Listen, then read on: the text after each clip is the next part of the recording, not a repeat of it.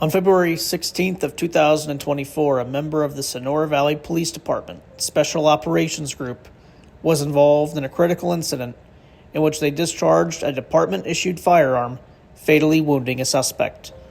In this incident, the suspect was armed with a semi-automatic firearm and had been wanted for a carjacking that had occurred out of Sandy Shores earlier in the day.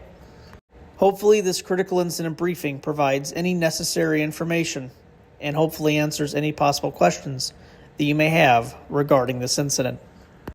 On February 16th, 2024, at approximately 7:30 in the morning, Blaine County 911 dispatch received a call of a vehicle being stolen in the town of Sandy Shores.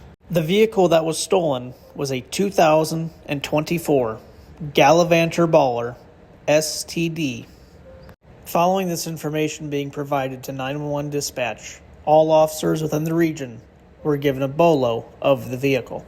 A short time later, the vehicle was located in the village of Harmony, which is where a Blaine County Sheriff's Office deputy and a member of the San Andreas State Patrol attempted to stop the stolen vehicle. The vehicle refused to stop and took off, which is when a chase was initiated by the officers. The suspect drove down Route 68 at a high rate of speed and managed to even get around a roadblock that was set up by a member of the Blaine County Sheriff's Office. Shortly after this, a member of the Sonora Valley Police Department Special Operations Group, who was on routine patrol, joined the pursuit.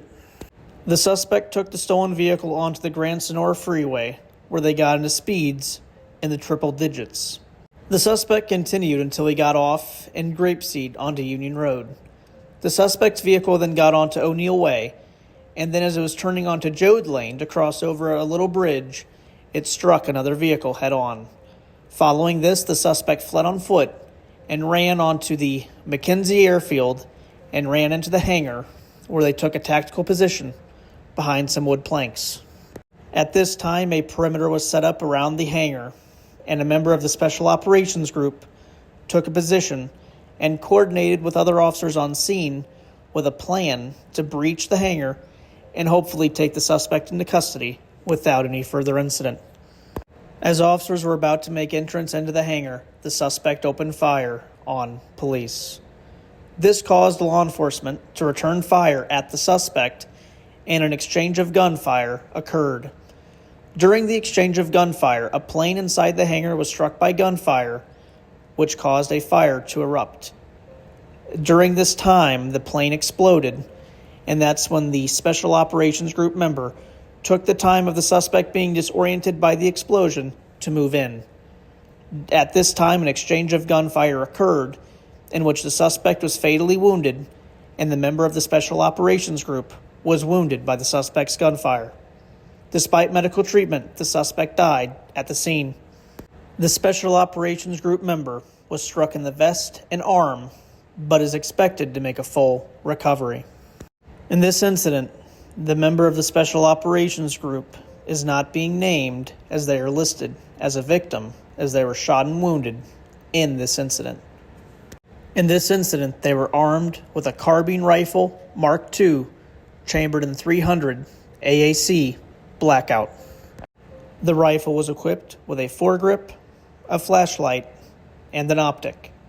The investigation has determined that the Special Operations Group member discharged 38 rounds in this incident. At this time, we will be releasing body cam footage from the Special Operations Group member. This is graphic footage, so viewer discretion is advised.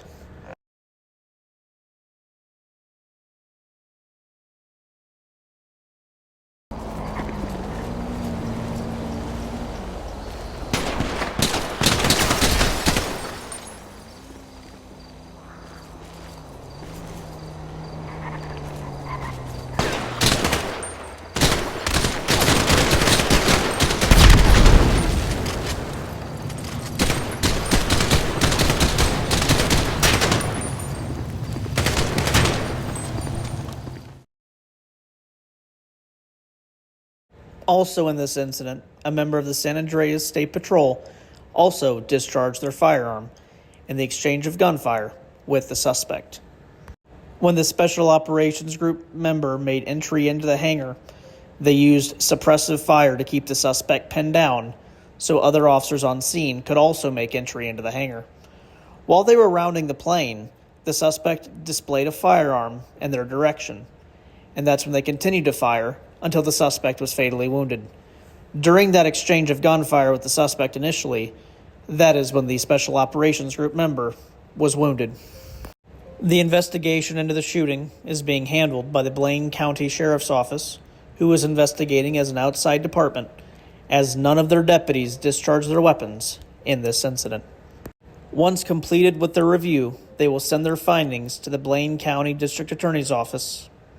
The San Andreas State Bureau of Investigation is conducting an independent investigation into this incident and will forward their findings as well to the Blaine County District Attorney's Office. The Blaine County District Attorney's Office will be conducting their own investigation as well into the incident and will utilize the findings provided to them to determine if the officers involved utilized lethal force in an appropriate manner, which meaning they were justified in the use of that force, as well as determining if they were in the guidelines of state law. The Sonora Valley Police Department is also conducting an investigation. This is an independent investigation to determine if the officer's actions were within accordance to department policy and or procedure. The officer, while recovering in the hospital, is on administrative leave with pay, which is standard protocol for any officer-involved shooting incident. That wraps up this critical incident briefing. Hopefully this answered any questions and or concerns that you possibly had regarding this incident.